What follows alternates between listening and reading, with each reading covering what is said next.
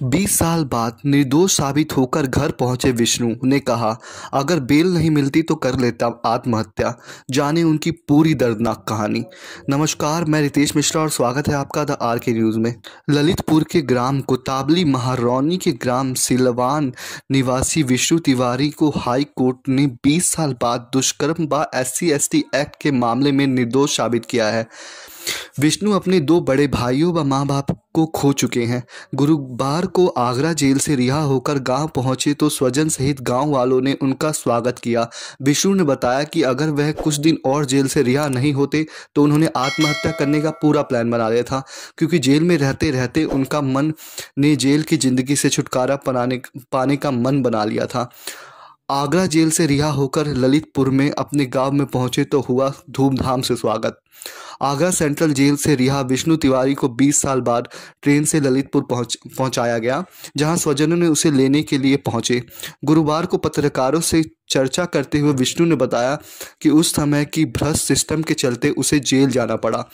कहता रहा कि 17 साल का हूँ, बालिग नहीं हूँ और ना ही उसने ऐसा कोई कृत्य किया है। बस पशुओं को लेकर थोड़ी बहुत पीड़ित पक्ष से बातचीत हुई थी। मामला झूठा होने के चलते उन्हें 3 साल तक पुलिस ने मामला नहीं लिखा। बाद में राजनीतिक दबाव के चलते दुष्कर्म और SC/ST एक्ट का मामला लिया गया और उन्हें झूठे मामले में जेल भेज दिया गया।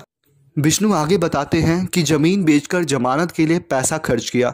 विष्णु तिवारी ने बताया कि जमानत के लिए जमीन बेची और पैसे लगाए।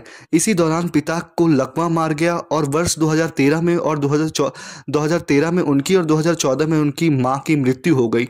कुछ साल बाद बड़े भाई रामकिशोर और दिनेश की भी मौत हो गई। 2005 के बाद उससे मिलने 12 वर्ष तक कोई नहीं आया। वर्ष 2017 में उनका छोटा भाई महादेव मिलने पहुंचा।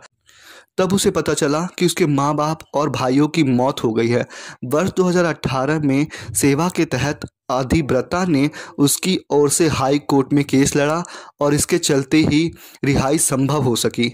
ललितपुर राज्य ब्यौरा। ललितपुर की कोतावली महारौनी के ग्राम सिलावन निवासी विष्णु तिवारी को हाई कोर्ट ने 20 साल बाद दुष्कर्म व SC/ST एक्ट के मामले में निर्दोष साबित किया है। विष्णु अपने 2 बड़े भाइयों व मां बाप को खो चुके हैं। गुरुवार को आगरा जेल से रिहा होकर गांव पहुंचे तो स्वजन सहित गांव वालों ने उनका धूमधाम से स्वागत किया। विष्णु ने बताया कि अगर वे कुछ दिन और जेल से रिहा नहीं होते तो वह आत्महत्या कर लेते, क्योंकि जेल में रहते रहते उनका पूरा मन जेल की जिंदगी से उब गया था और उन्होंने छुटकारा पाने का मन बना लिया था। मीडिया से बात करते हुए विष्णु ने योगी सरकार को दिया धन्यवाद। विष्णु ने कहा कि पूर्व सरकारों के समय लोगों को झूठे मामले में जेल भेज दिया जाता था और SC/ST इसका बहुत गलत फायदा उठाते थे।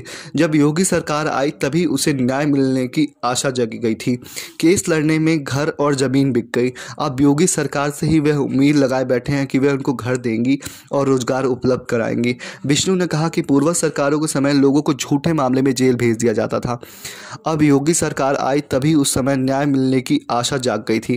केस लड़ने में घर और जमीन बिक गई। अब योगी सरकार से ही उम्मीद है कि वह उसको घर देगी और रोजगार उपलब्ध कराए।